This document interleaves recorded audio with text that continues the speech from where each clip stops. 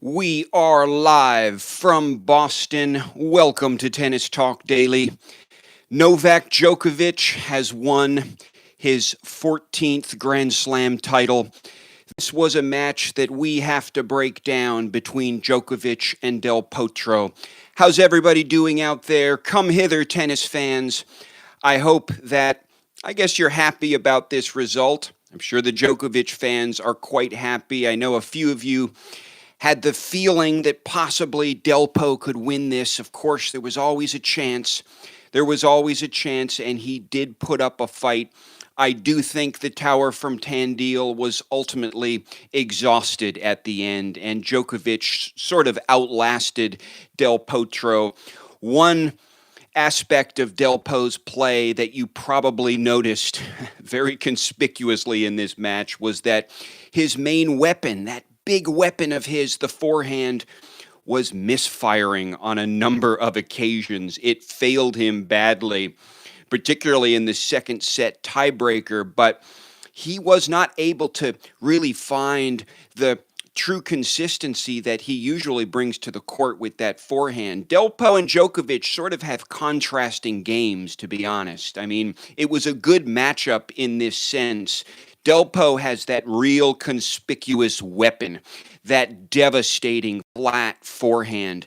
Djokovic really has nothing in his toolbox that can match the Delpo forehand in terms of a winner-generating shot. What happened today was Delpo's forehand kind of punctuated the relative monotony of the back and forth. There were a lot of baseline rallies, a lot of sort of slugfests, although they weren't hitting the ball that hard. It was interesting with this match. They came out and they really tried to kind of feel each other out.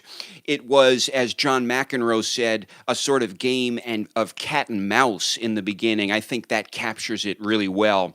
They were being careful. They were trying to feel the other player out. They weren't going for big shots in the beginning. Well, that worked out okay in the first set.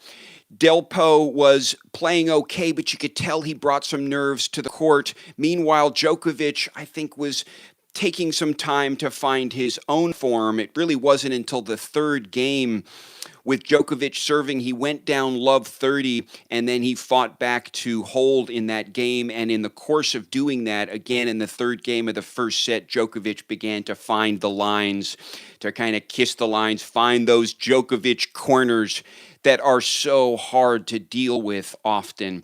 And of course, Djokovic was at that point beginning to fire on all cylinders with respect to the return of service, neutralizing a lot of big serves from Del Potro very well in classic Djokovic fashion.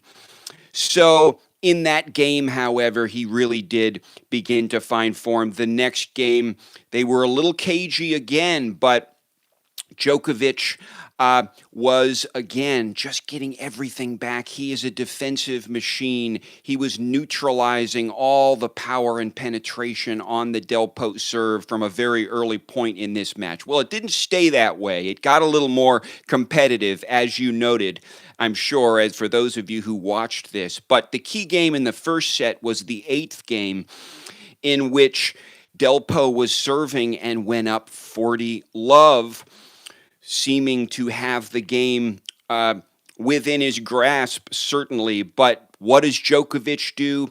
He fights back. He charges, again, getting serves back that he really had no business getting back at all, and placing them very deep into the corners often. But generally in the first set, Djokovic was just out-rallying Delpo. And Djokovic senses this. When he senses that the other player is susceptible to an unforced error in the course of a long rally, he adjusts his play to account for that, because he can sort of play that game. We're getting some great comments from Mark J. Listen, Mark, congratulations. I know Djokovic is your man, my friend. Congratulations. He did a great job tonight. This was yet again sort of a clinical match for Djokovic. This U.S. Open was, as I stated on Twitter, I believe pretty much the easiest Grand Slam that Delpo has ever won with respect to the players. not necessarily with respect to the conditions, the weather, the humidity, and all that. That was, of course, blistering and very difficult to deal with over the course of this tournament. And Djokovic problems with the conditions in terms of the weather conditions. But in terms of the competition, it really was pretty easy. I mean, this was kind of a clinical tournament for Djokovic in these final matches, and this match against Delpo is no exception. Well, in that eighth game, again, Delpo went up 40-love, and then Djokovic charged back based on one break. Djokovic's conversion rate was fantastic in the first set because he only had one break point. It was interesting. As the set proceeded, I was thinking to myself, where are Djokovic's break points, right? I mean, he's the master of creating all these break points. His conversion rate isn't great, but he creates so many. I was thinking to myself, okay, when are the break points coming? And of course, they did come. But in the first set, it was just one, and he converted the one break point that he had. I thought that was classic. I thought that was excellent. So again, did just what he needed to squeeze out that first set win in a very clinical way. Well, listen, Djokovic was hitting in the rallies, striking the ball a lot better than Delpo in this first set. Certainly outplaying Delpo in the majority of the longer rallies. Well, in the second set, the players did get warmed up. Delpo did start landing a couple of more of his first serves, as well as started to sort of feel out Djokovic and dictate play a little bit more during the baseline rallies. We did see some very masterful forehands coming off the racket of the tower from Tandil. And there was an exchange of breaks here in the second set, and it did go to the breaker. But ultimately, and this is sort of ironic, the deciding factor in this breaker, and really, in a way, the deciding factor in so many Djokovic matches, so many Djokovic wins, is the fact that the player on the other side of the court just screws up, just makes a mistake before Djokovic does.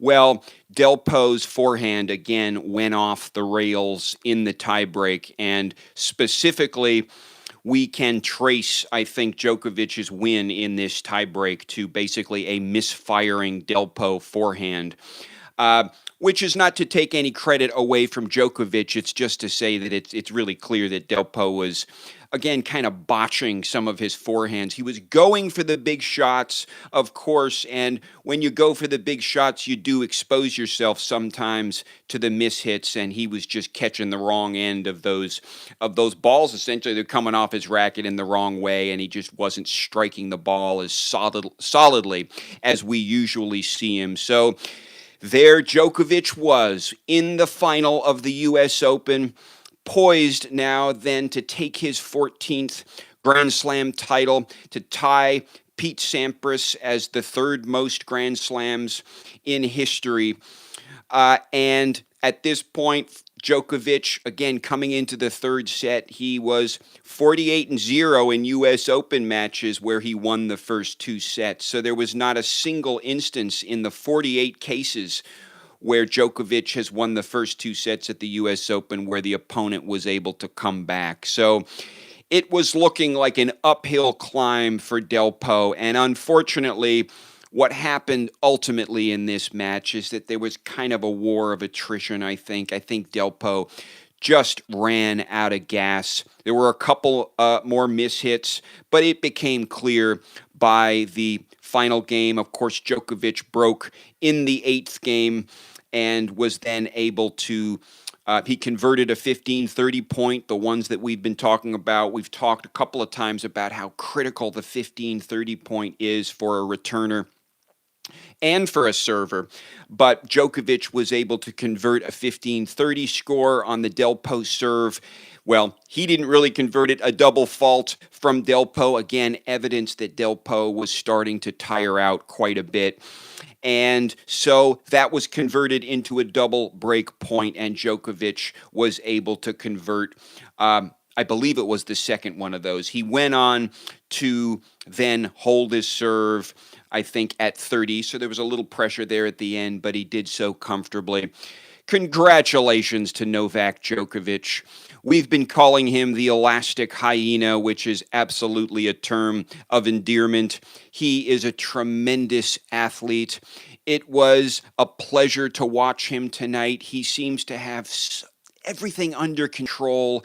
In the past, he seemed to have everything under control in this match, and that was really impressive to watch. So, listen, we've been through the aggregate statistics in this tournament.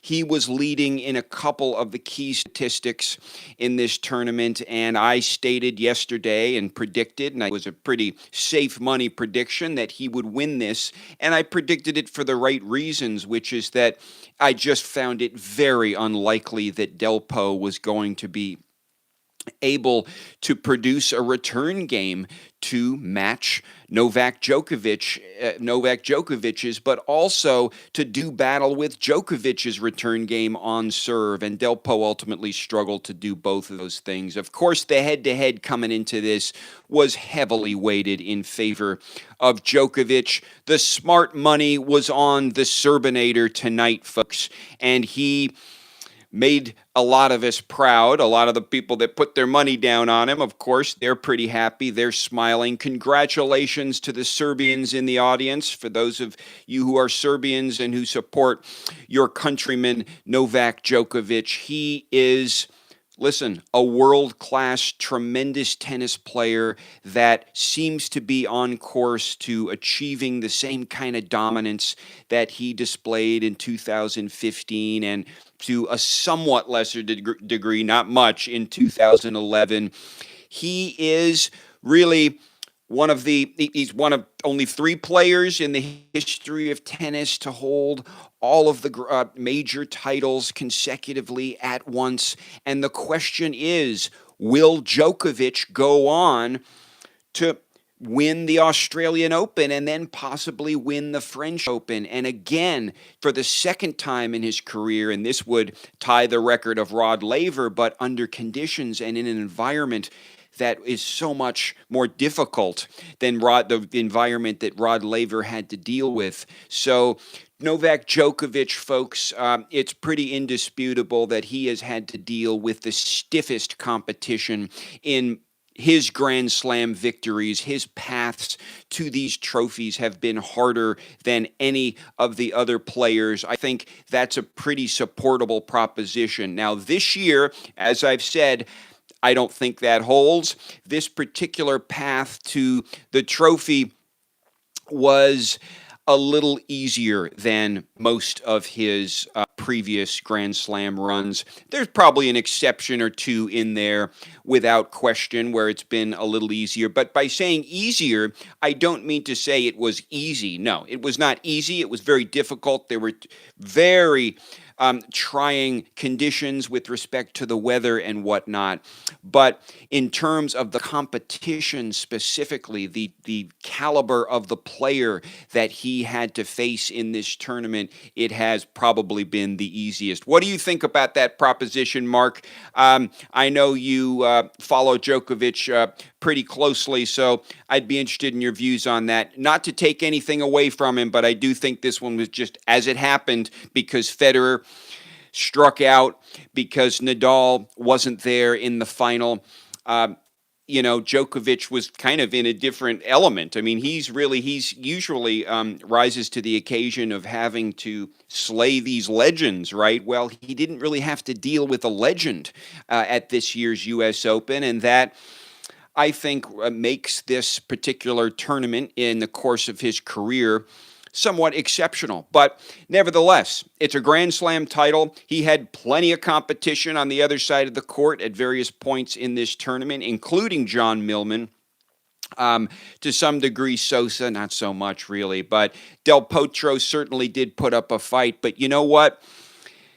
By the end of these long tournaments, I mean, it really does become to some degree about endurance, to some degree about how much gas you have left in your tank. And Delpo did get something of a pass. He only had to play 2 sets against Nadal the other night. Djokovic had to go 3 against Nishikori in a somewhat similar match, similar in terms of the kind of clinical nature of the win by Djokovic. But yeah, it's kind of clinical with him. He's kind of like a physician. He goes in there and he's very methodical. And I've said before that Djokovic works in mysterious ways.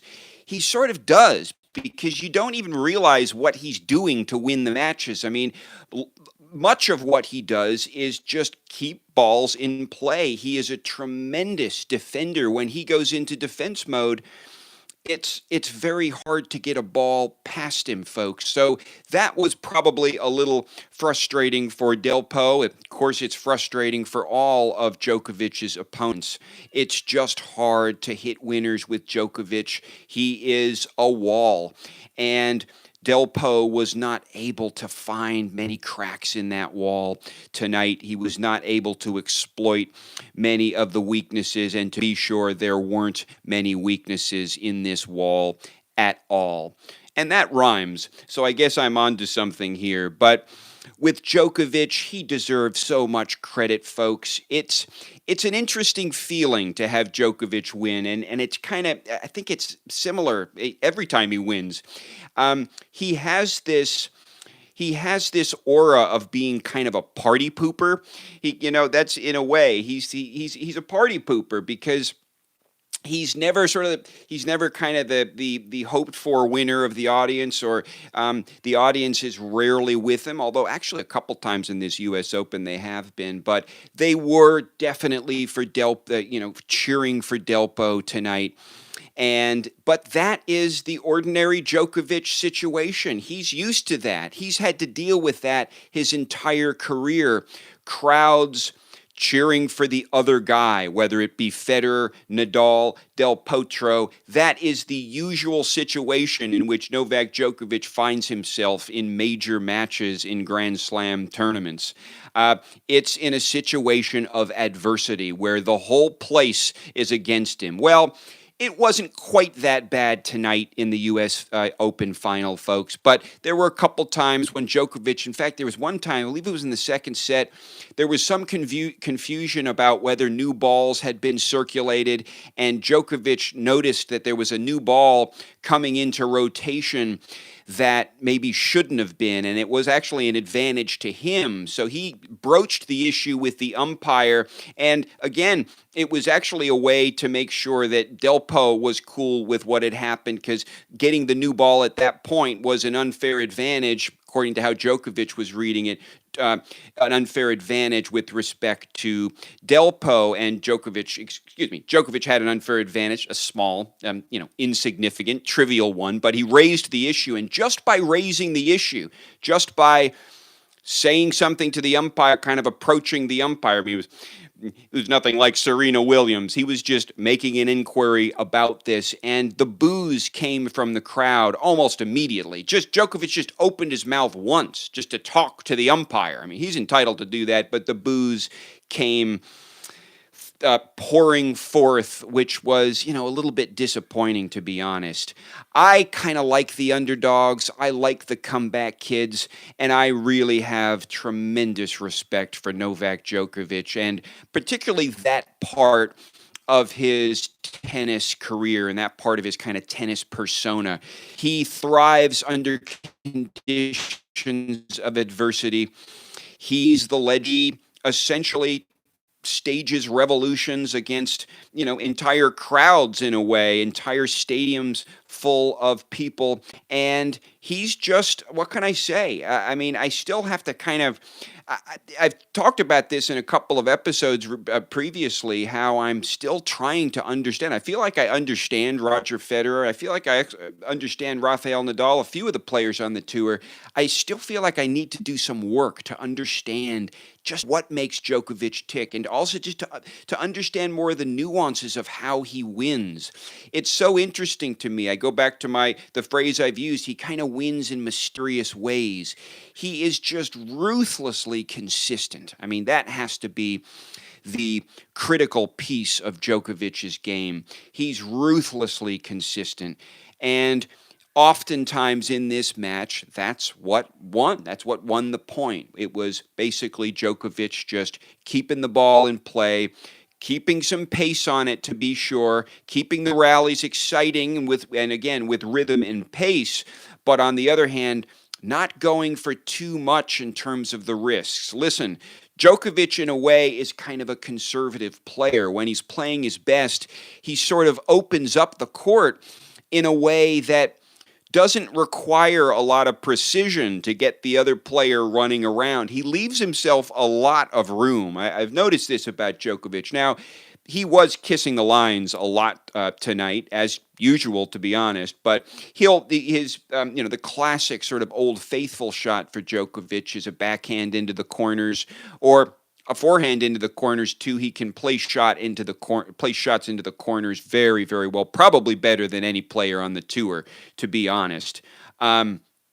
But there's a lot of what we call pushing involved in Djokovic's play. But the extent to which he opens up the court, again, doesn't require too much precision. And he doesn't go for the incredible highlight reel shots all the time. He just does what he needs to do. Clinical is a word that is used to describe, I think, Djokovic's style of player has been kind of bandied about recently. I think it's a good word. It's very clinical. Maybe we should call him Dr. Djokovic. He's methodical, clinical, does exactly what he needs to do. He keeps his composure. Well, he's smashed a racket a few times in the recent past as well, but he was very composed tonight, and for the most part, he held his composure in this tournament very respectably. So I believe that Novak Djokovic is absolutely the one who deserves this title. He was the best player in this tournament without question. Roger Federer went out in a blaze of, I don't want to say a blaze of glory. It was a blaze of something. He was partying like it was 1969 in the match against Millman, and it was a very, very bizarre sight to see. Well, Roger's going to be back. We're going to be enjoying more tennis from Roger, but he was just not a contender in this tournament. He was not meant to be, in the deeper rounds. I mean, listen, part of it was the conditions, and the defenders of Roger will basically argue that proposition, which is that wasn't the real Roger because those weren't usual conditions. Those were basically the most devastating conditions you could have on a tennis court in the U.S. Open in summertime in New York.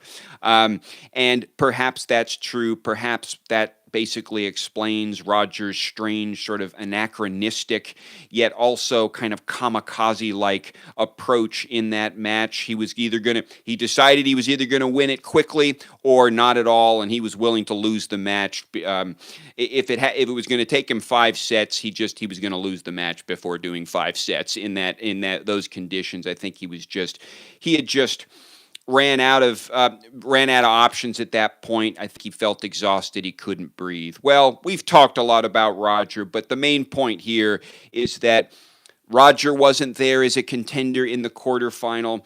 Rafa wasn't there either, and ultimately, Rafa kind of crashed out. We talked about that in the last episode, but Rafa was showing some signs of buckling, to be honest. But I think, Nishikori had a good run in this tournament as well. Dominique Thiem had made a great showing in this year's U.S. Open, but ultimately, there's really only one man that deserves this title, and it is rightly placed on the great Novak Djokovic. And really, the big question for Federer fans and for Rafa fans is just how far will this slayer of legends go? Is he going to keep picking up these Grand Slam titles? Is he's going to take this ruthless consistency straight through the October hard courts in Asia? And Is he going to win the finals? Well, if he wins the finals or even is in the finals of the finals, as I was saying the other night, I think he's the favorite at this point to win the Australian because he really cleans up at the Australian Open. He is the king of Melbourne in a way. Well, Federer did match his record for the number of titles at the Australian Open, but I do think Djokovic is all lined up for a seventh title at the Australian Open. Wouldn't that be a sight to see? But then, if he goes on, performs well, say at Indian Wells and Miami, then maybe starts turning out some performances in the clay season on the red dirt, and before we know it, we might have a final between Rafael Nadal and Novak Djokovic at the French Open, where what's at stake is Djokovic's second attempt basically to hold all of these Grand Slam trophies at once, win them consecutively, and to prove, I think, once and for all, if he were to do it a second time, again, under these conditions. Laver did it a second time back in the 60s and early 70s, or maybe it was the late 60s, but those were different conditions. It was arguably a lot easier to do it back then. But now, with Federer in the game, with Nadal in the game, with young contenders like Thiem, Nishikori, of course you have Delpo, Cilic, there are a whole slew of very tough competitors on this circuit right now.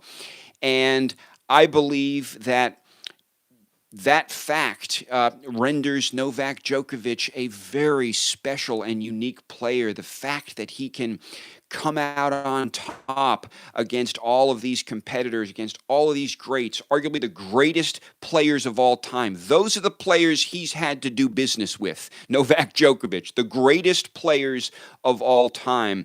And he holds winning records against Federer, of course, against Nadal. He holds winning records against every player that is on the circuit. Maybe there's one. I'm not sure. I don't know if there's some strange, bizarre player that, just a one-off, like a Dustin Brown with Nadal or whatever. You'll have to let me know, Djokovic fans, but I don't think so. I think he holds a very solid record against, obviously, the real top player. I think he shuts out in terms of the head-to-head against basically every player on the tour. So, listen, there's no question about the greatness of Novak Djokovic, folks. He is someone that has proven his salt, as it were, time and time again. It was unclear whether he could stage this comeback. Say back in Indian Wells when he fell to Taro Daniel. Of course, there was the upset at the Australian to Chung. Then he struggled in Miami. We've recounted this story before. It was unclear whether Djokovic would be back at all in terms of being a top 10 player. Well, during the clay season, it became clear that Djokovic had some upward momentum, so to speak. And then, of course, on grass is when it became very clear that Djokovic was back. I think his run to the Queen's Club final, notwithstanding the fact that he did lose that final to Cilic, was, I think, proof positive that he was back. I stated that much in the episode that I did at that point. And, of course, then he went on to win Wimbledon with some rough matches along the way, and it was kind of a rough ride in a way. He didn't play his best, but was still able to pick up that trophy. And now, having then come through Cincinnati under conditions that really did not favor him. Remember, Federer was the king of Cincinnati, unbreakable in Cincinnati, had beaten Djokovic in all of their meetings at Cincinnati, which had been in the finals. But this year, Djokovic bucked that trend, didn't he? He changed and reversed that trend, and he set aside the great Federer in that match. We all watched it. There's a bit of controversy in terms of the way he did it. I had mentioned in one of my posts from that time period that he was doing a lot of pushing. He was just kind of going into defense mode. He was getting balls back because he realized that was pretty much all he needed to do against Federer. It wasn't too different tonight against Delpo, to be honest. It's not a it's not a fundamentally sort of interesting style. You know what? I want to take that back. I mean, I said before that Delpo and Djokovic are kind of because Delpo has that big weapon, right? He's got this conspicuous weapon that he can go to, and he's got a big serve that kind of will adds excitement and variety to the play. But with Djokovic, there's no weapon, there's nothing conspicuous, and yet. I mean, he has nothing, in other words, in his toolbox that can actually match a Delpo forehand in terms of just an attacking shot. But on the other hand, he's got all the tools. Everything is up to this threshold level with his forehand, backhand movement, volleying, approaches, serves. Everything is good with him. He's the most complete player, but nothing really stands out, does it? And that's part of the puzzle with Djokovic. Nothing is really conspicuous in his game, and yet he manages to turn out these wins.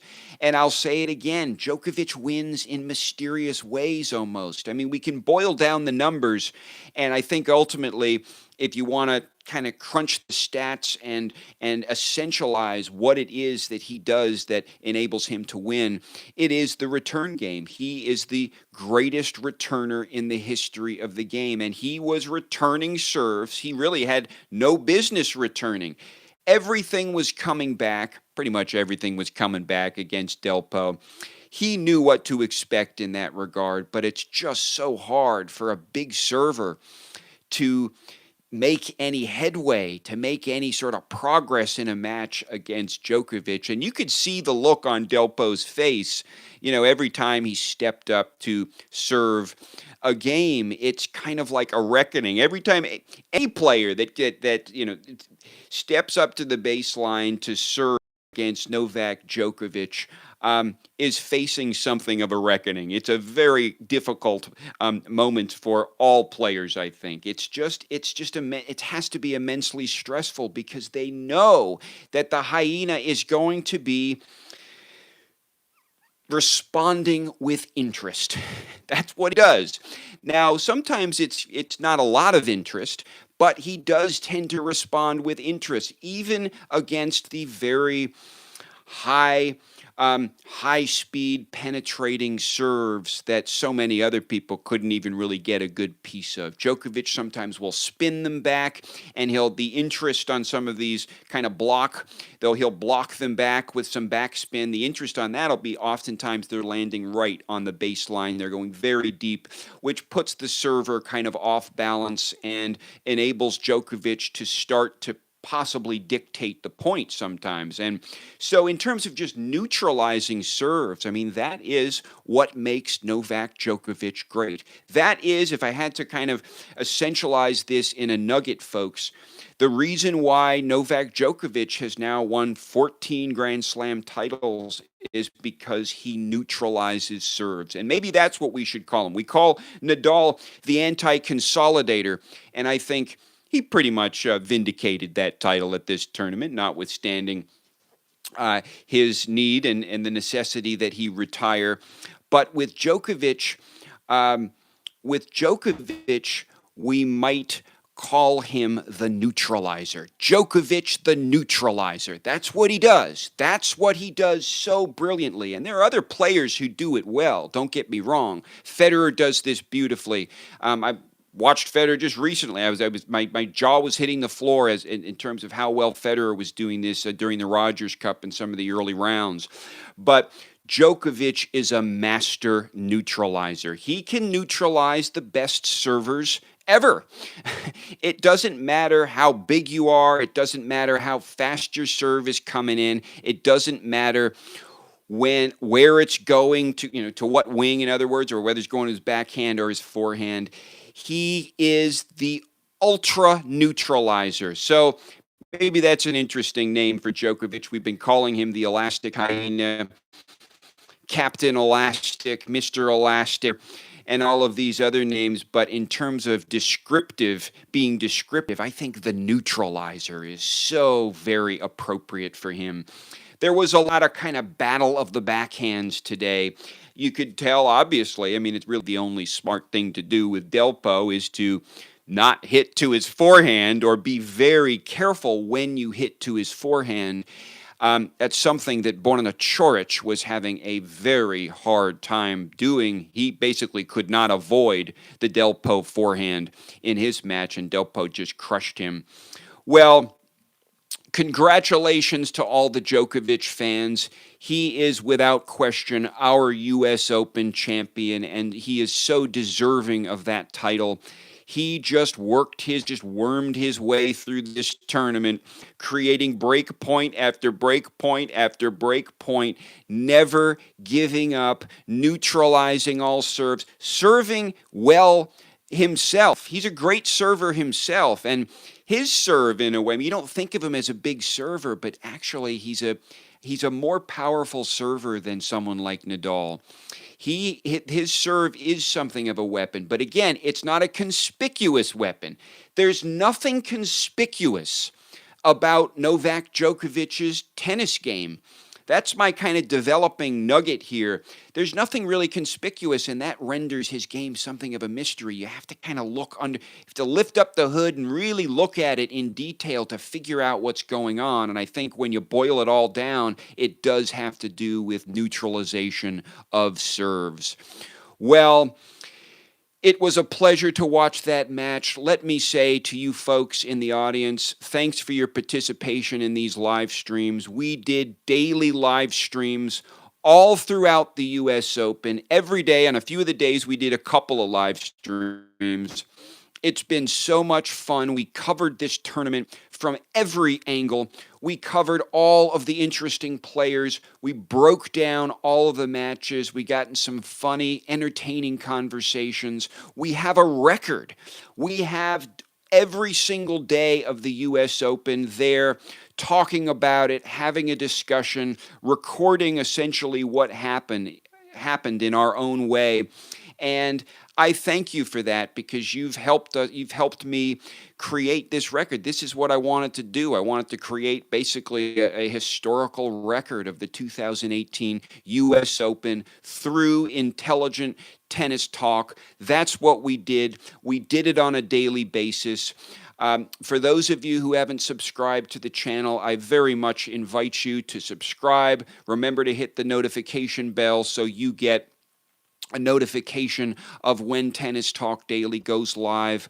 We will be live and uncut a lot more this year, but my promise to you at the very least is this: we will go daily live during all of the major Grand Slam tournaments, and we will probably do it during the 1,000-level tournaments as well.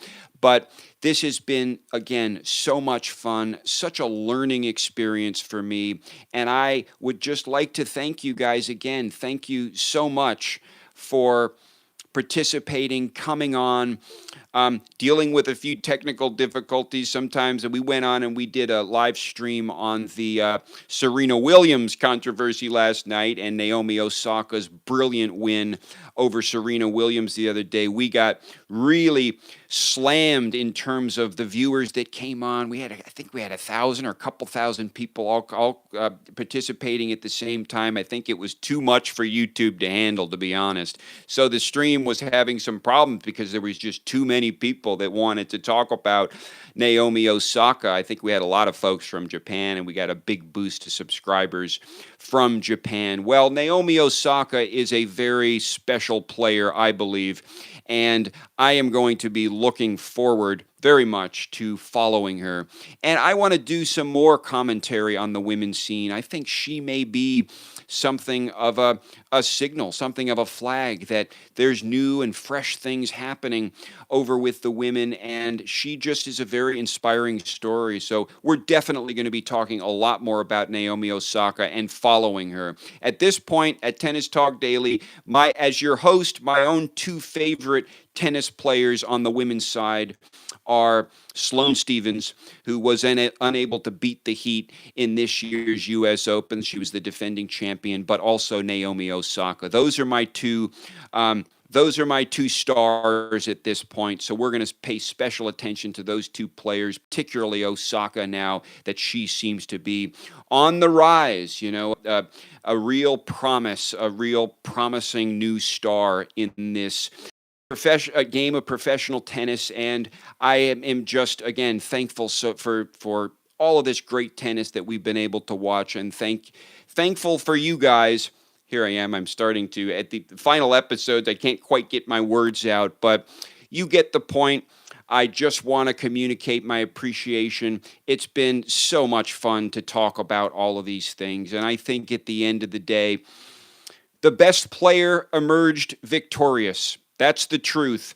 For some people, a Djokovic win is not super inspiring. For whatever reason, he does have, for some reason, people consider him kind of the thorn in the side of professional tennis, the slayer of legends, and something, to use a term I used, kind of a party pooper. But it's not what he is. That's not what he's intending to do. He is just a great tennis player, and he works in non-conspicuous ways. There's nothing that stands out in his game in terms of a major weapon, but he is the whole package. And that's what the people in the know say about Djokovic always, and have always said, which is that he is the most complete player that's ever played professional tennis, because he just has all the pieces together. He is the complete package.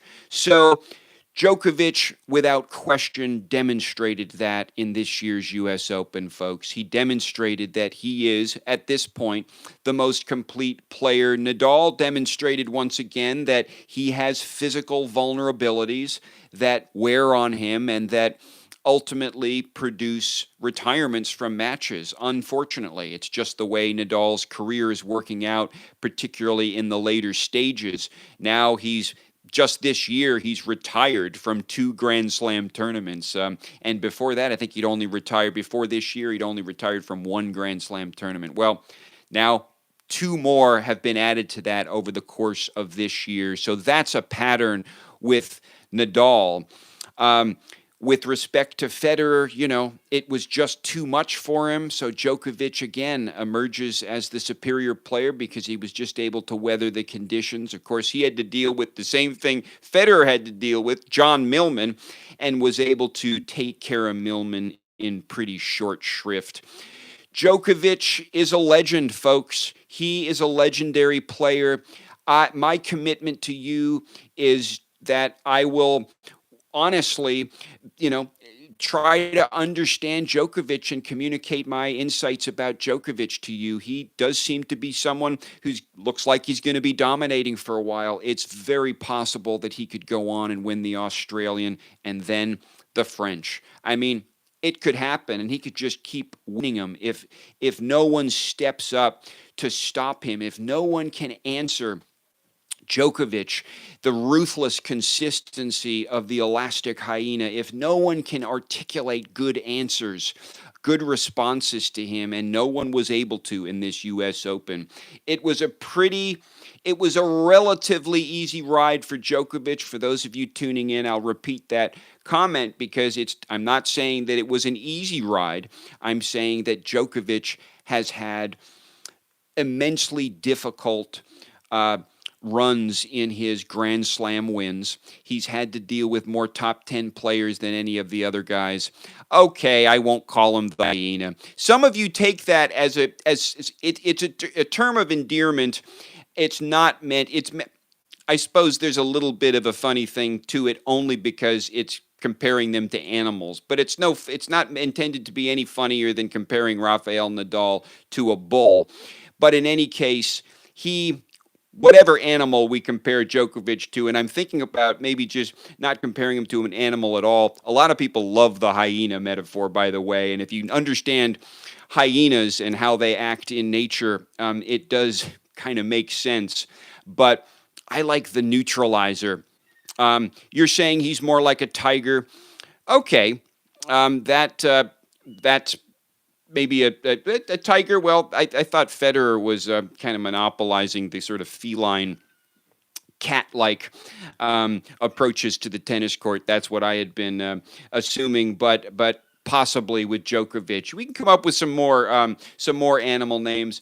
Eh, Some of you might not like it. I still believe very firmly in my heart that the hyena is actually the absolute best way to think about Djokovic. But again, I'm still learning about Djokovic. Maybe I'll change on that. But the fact of the matter is that as a descriptive matter, he is a neutralizer. That's, if you break it all down, if you boil it all down to the essence uh, of why Djokovic wins, it's because he neutralizes serves. And that's what he was doing tonight. No matter what Del Potro put in there, Djokovic was able to get it back into basically a baseline rally, such that Del Po couldn't really claim an advantage from his serve. I mean, you would hope usually that your first serve, you have enough pace on it, it'll be a weak enough return so that you could really dominate the point and sort of backing up your first serve, but it's very hard to do that with Djokovic.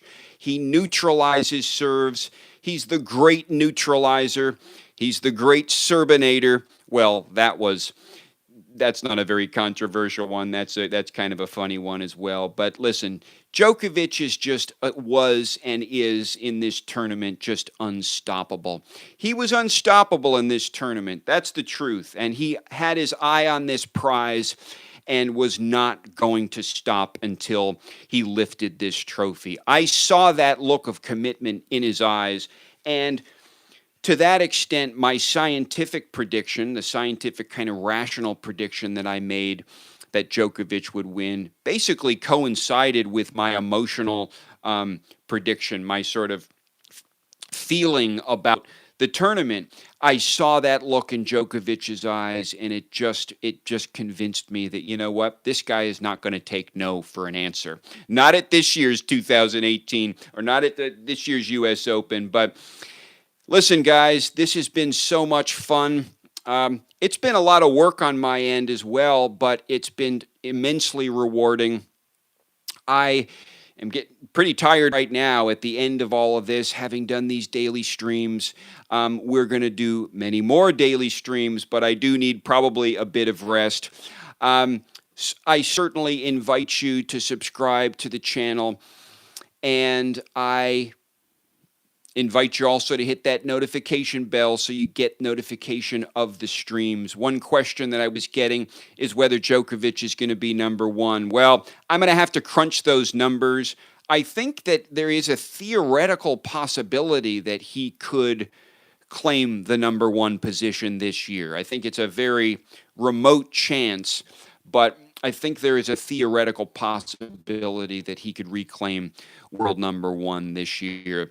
But I'll kind of crunch those numbers. Again, we have to reflect on the significance of all this. But this match against Del Potro, for those of you tuning in, was pretty clinical. And Djokovic did just about what he needed to risk taker. He doesn't need to be. He leaves himself a lot of room.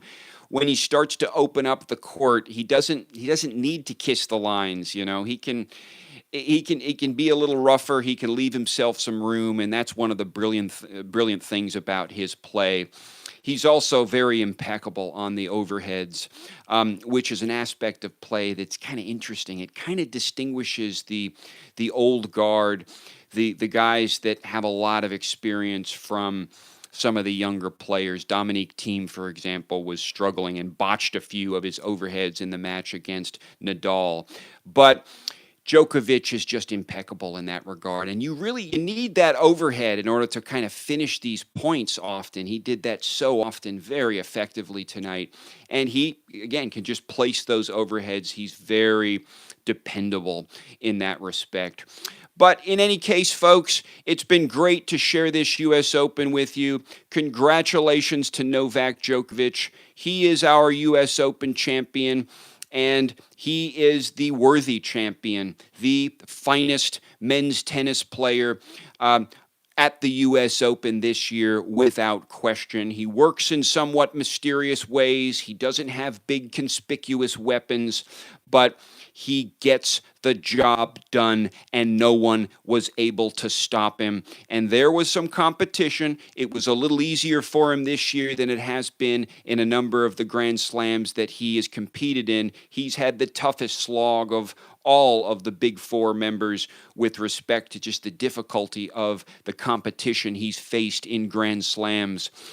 But this year was slightly smoother for him, but whatever the competition he faced, it was clear that this year he was the best player at this tournament. And in the end, it was by a pretty considerable margin. He's the king of New York. Congratulations to Novak Djokovic. He's tied Pete Sampras's record. I think they're the third most Grand Slams ever won in the Open era. He's won 14. He will win more. It's my estimation that absent something strange, something sort of untoward happening in the interim, he's the favorite to win the finals. He's the favorite to win at the Australian Open. And we'll have to, pending some further consideration of his form on clay, he might even be one of the favorites coming into the French Open. Well, we'll just have to see about that. Certainly, Djokovic will be, if Nadal, for whatever reason, can't compete in the French Open, or it's clear he's having injuries, Djokovic very well could become a favorite at Roland Garros. He's a legend. He's a legend slayer. He's the Serbinator. He is the hyena, and I mean that in the most complimentary way. He is an immense talent, and it's been a pleasure to watch him work his way through this tournament. Congratulations, Novak, if you're watching.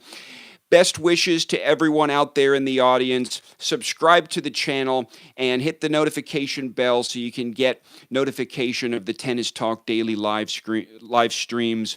And I will very much look forward to doing a lot more of this. We got great tennis coming up in the October hardcourt season. We have Beijing, Tokyo, Shanghai, of course, Basel, then the Paris Masters. Of course, in November, we'll have the Tour Finals. And then in 2019, it will begin all over again, and we'll have the next Grand Slam at the Australian. Well, at this point, it does appear that Djokovic would be favorite, but Federer in Melbourne, he really does, and it's a favorite court of his, favorite tournament of his. Those courts play quite a bit faster, so we could see some interesting matchups in that respect as well. What if we saw, in other words, the Federer-Djokovic that we missed at the U.S. Open might be rearing its head in terms of a matchup in the Australian Open, if not before. So Federer wants to redeem.